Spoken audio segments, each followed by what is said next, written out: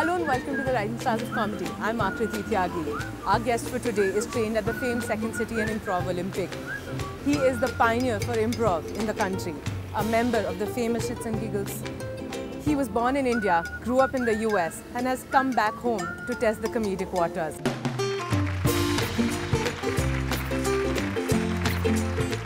My name is Brij Bhakta. Brij Bhakta. Brij Bhakta. Brij Bhakta. I wasn't allowed to date. My parents didn't want me dating because Indian parents pay attention to studies. No women, no girls, nothing. And then magically when I'm 22, they accuse me of being gay because they've never seen me with a girl. Our culture, the Indian culture, it's beautiful. It's one of the oldest cultures in the world. Other cultures steal from it. We gave the world the number 0. We gave the world the game of chess. We gave the world Pakistan. We've contributed so much, you know? But our culture has 0 sex appeal. None whatsoever. I know we came up with the Kama Sutra, but it's a book.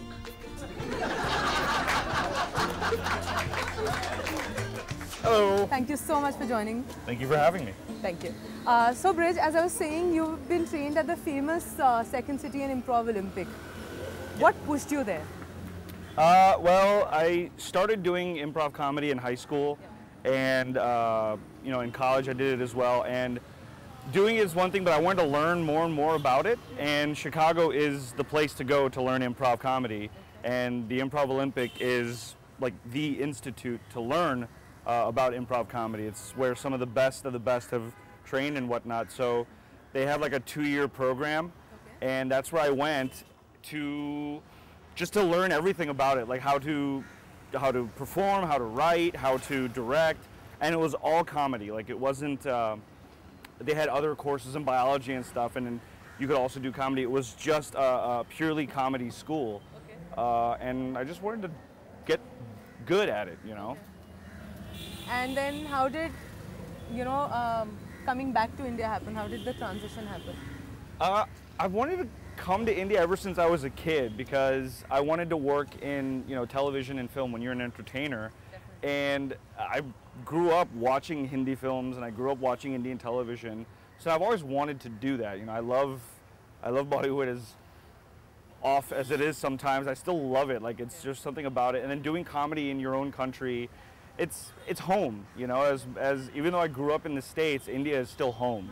So I just wanted to come back and do the comedy that I did over there, do it here.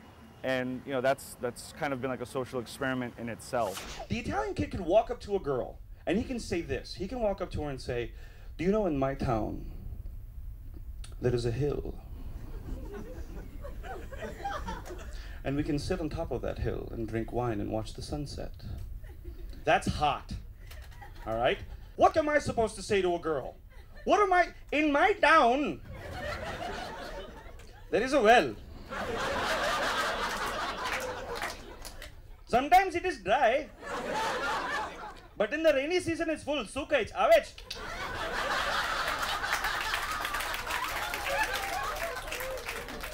I've often noticed that you keep saying that, you know, this accent is real, it's not a fake put-on accent.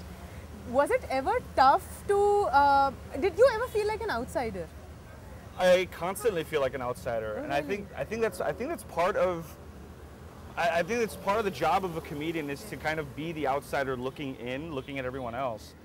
Growing up in the States, I was an outsider because I looked like this. Yeah. I don't look like an American guy, but I sound like an American guy.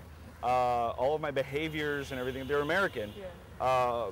And then when I moved here, you'd see me walking down the street and you wouldn't think twice. You'd be like, oh, there's just another random guy. Of course. But then as soon as I start talking, people would... Yeah. What is coming out? Yeah, the first question would be, why are you talking like that? Yeah. At first, I've never experienced that in my life. I mean, because America, everyone comes from everywhere. There's Chinese people everywhere, so it's never like, oh, why do you sound like that? It's like, oh, you're a foreigner. But here, the first question I always get is, why do you sound like that? And I didn't know how to answer the question. I'm like, it's how I talk. I don't know why. I mean, so you know, I really thought about it. Yeah, I mean, it's a question that you don't know really. You don't know how to answer. Like, why do you sound like that? I don't know. This is how I heard talking, and that's why I talk like that. why do you sound like that? It's a very interesting thing. Yes. Karaoke. People, Yes. For people, it's just entertainment, but for you, it's life. It is art. Yeah, and life, yes. You've dedicated your whole life yes. to karaoke. Yes. Why? Well, Wait, did you just go ahead? Yeah. Just got the emotional. Emotional. It's okay. It's okay. I was, you see, I was a boy of 6 years old in Japan. The whole country. Yes. And I was 6 years old in my hometown of Japan, and What is the name of your town? what is so funny about that? Your hometown is Japan. Well, there's a town in Japan called Japan. You can have a. There can be a New York, but there can't be Japan. Fair enough. So there I was in my hometown of Japan. Okay. When the comedy scene started up, it was just stand up. Okay. You know, like even sketch wasn't around, and you know, everyone wanted stand up, and they knew stand up, and they had gotten comfortable with it. So when we started doing improv, the first and foremost thing that happened was people didn't believe us that we were making everything up on the spot. I remember after one of our shows, I was in the bathroom during the break, and this guy was on the phone, and he was telling his friend, like he had enjoyed the show, Okay. but he was telling his friend, like, nee, kuch Alexa stand up tha. And he called it stand up, you know? So that's been a hurdle for us ever since we started doing improv, Yes. but, you know, it's working. People are liking it, Yeah. you know, and it's from here. It's just going to get bigger and bigger. Other groups are starting to do improv as well. Yeah. You know, it's becoming common. Yeah. You know, and that's what we need. We need people to think of, when they think of comedy, they don't just think of stand-up. They think of stand-up, improv, sketch. You know, even theater, like just regular plays that are comedy. And you know, right now is the right time. Like comedy is becoming bigger and bigger. So right now, we're just trying to get that improv footprint in. Now, your book specifically talks about why India is the next superpower in wine. Now, do you think that India can compete against France and Italy? Well, it's tough because India has a long way to go with the... Why are you doing this? What's wrong with you, man? Are you gonna let me answer the question? What is wrong with you, man? Listen, I'm gonna leave. I'm serious, I'm gonna go. Shit! Oh, well, that's...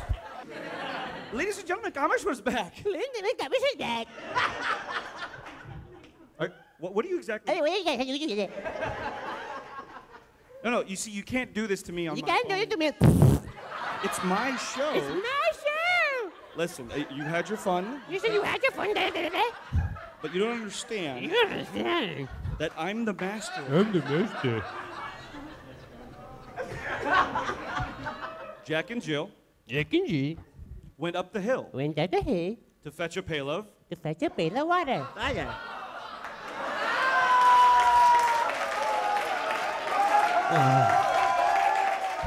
No, wait. Listen, I'm sorry. Can we just do the interview? Dude, seriously, come on.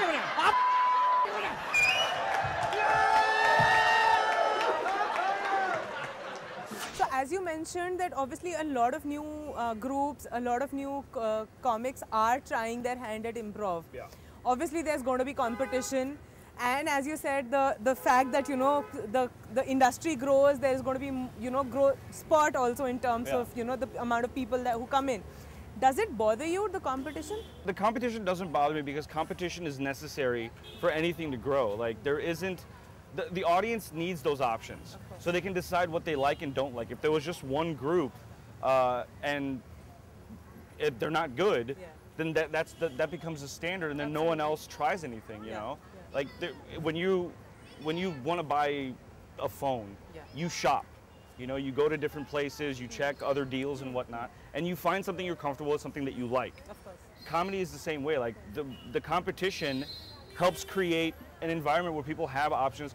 They start forming opinions, and the audience needs an opinion, because if they don't have that, if they don't have the liberty to have that opinion, they're just going to be like, huh, something's happening on stage, we like it. Yeah. that opinion also creates criticism, which forces us to become better and better. So the competition, it needs to be there. More and more people should be doing it, you know. And if we are good, people will prefer us, you know. If there's other groups that aren't doing it as well, if there's other groups that are doing it just as well or even better, it creates a competition that challenges us to become better. Yeah. You know, that why aren't we doing as good as that other group? And maybe another fledgling group that just wants to start off is looking at us saying, hey, we want to be like those guys. You know, so the competition needs to be there, and I welcome it. I'll explain to you what my sex talk was. I'm 13 years old. I'm waiting outside of school. I'm in America. I'm waiting outside of school for my dad to pick me up. And from behind me, I hear my friend Rebecca call out my name. Brij! And I turn around, and Rebecca runs up, and she hugs me. And when you're 13, that is good action. I hugged her twice. So I hug her, and she runs away, and she wanders off. And I turn around, and there's my dad's car. He just saw me hug a white girl. Oh. Because Indian parents don't understand cause and effect. They don't understand that one event needs to happen for another, and then another, and it's a chain of events. They just jump straight up the ladder. I hugged her, she's pregnant.